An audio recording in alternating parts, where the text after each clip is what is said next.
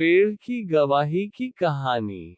रोशन जीवन के अंतिम पड़ाव में था, इसलिए वह तीर्थयात्रा पर जाना चाहता था।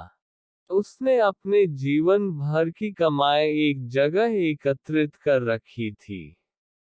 जब उसके मन में तीर्थयात्रा पर जाने का ख्याल आया, तो उसने उसमें से कुछ अशर्फियां निकल ली और बाकी बची हुई 1000 अशर्फियां एक थैली में भर ली और अपने मित्र दीनानाथ को देते हुए बोला, मित्र, यह मेरे जीवन भर की कमाई है। अब मैं तीर्थयात्रा पर जा रहा हूँ। अगर मैं 1 साल के अंदर नहीं आ पाया तो तुम इन्हें किसी नेक काम में खर्च कर लेना। 1 साल तक ये अशर्फिया तुम्हारे पास मेरी एक अमानत है।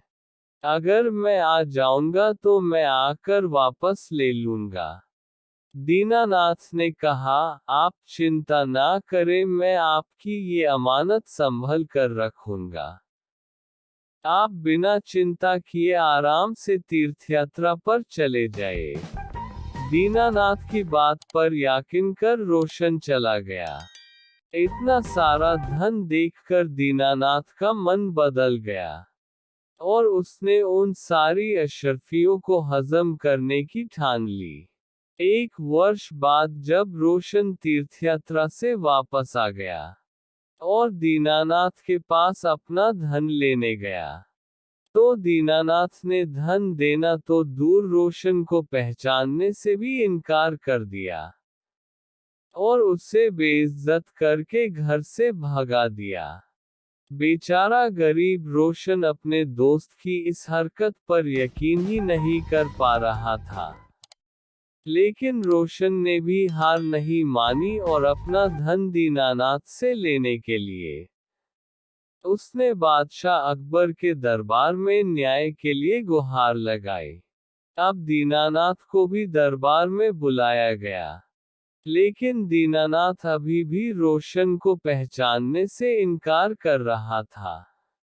रोशन के पास अपनी बात को साबित करने के लिए ना तो कोई गवाह था और ना ही कोई सबूत। सच्चाई का पता करने के लिए बादशाह ने ये मामला बीरबल को सौंप दिया। बीरबल ने दोनों से दोबारा पूछताछ की, लेकिन दीनानाथ अपनी बात पर अटल रहा। बीरबल ने रोशन से पूछा, तुमने किसके सामने अपना धन दीनानाथ को दिया था? हुजूर, बस एक आम के पेड़ के नीचे मैंने धन दिया था और कोई गवाह नहीं था। इसका मतलब तुम्हारा गवाह आम का पेड़ है। जाओ तो उस आम के पेड़ से कहो कि वो तुम्हारे पक्ष में गवाही दे। अगर वो ना माने तो उसकी मिन्नतें करना, लेकिन पेड़ को गवाही के लिए लेकर आना। तभी तुम्हारा धन तुम्हें वापस मिल सकता है। बेचारा रोशन बड़बड़ाता हुआ चला गया। पेड़ भी भला गवाही दे सकता है। दीनानाथ और बीरबल महल में ही रोशन का इंतजार करने लगे। जब कुछ समय गुजर गया तो बीरबल बोला, अब तक तो रोशन आम के पेड़ के पास पहुंच गया होगा और उससे मिन्नतें कर रहा होगा। तभी दीनानाथ बोला, रोशन तो वृद्ध आदमी है, वो इतनी जल्दी वहां नहीं पहुंच सकता। अभी तो उसे काफी समय लग जाएगा क्योंकि वहां का रास्ता भी साफ नहीं है। बीरबल शांत होकर रोशन का इंतजार करने लगे। बहुत देर बाद रोशन महल में आया और बोला, महाराज, मैंने पेड़ से बहुत मिन्नतें की लेकिन वो वही का वही खड़ा रहा। अब आप ही बता दीजिए मैं क्या करूं? बीरबल ने रोशन को आश्वासन देते हुए कहा, तुम चिंता मत करो, पेड़ तुम्हारे पक्ष में गवाही देकर चला गया है। दीनानाथ ने आश्चर्यचकित होकर पूछा, पेड़ कब आया? मैं तो कब से यही बैठा हुआ हूँ। बीरबल बोले, दीनानाथ, जब मैंने तुमसे पूछा था कि रोशन उस पेड़ के पास पहुंच गया होगा तो तुमने तुरंत इनकार कर दिया। इसका मतलब कि तुम उस जगह के बारे में अच्छी तरह जानते थे लेकिन तुम झूठ बोल रहे थे।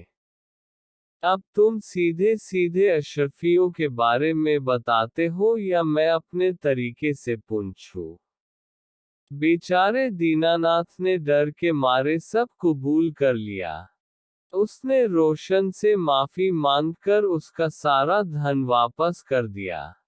आपको हमारी यह कहानी कैसी लगी? आप हमें कमेंट सेक्शन में लिखकर बताएं। और हमारे अपडेट्स पाने के लिए आप हमारे सोशल मीडिया साइट्स फेसबुक और ट्विटर पर जरूर जुड़ें। आप हमारे वीडियो अपडेट्स पाने के लिए हमारे YouTube चैनल को जरूर सब्सक्राइब करें। तो ऐसी ही कहानी सुनने के लिए हमारे चैनल को सब्सक्राइब करें, लाइक करें और शेयर करें।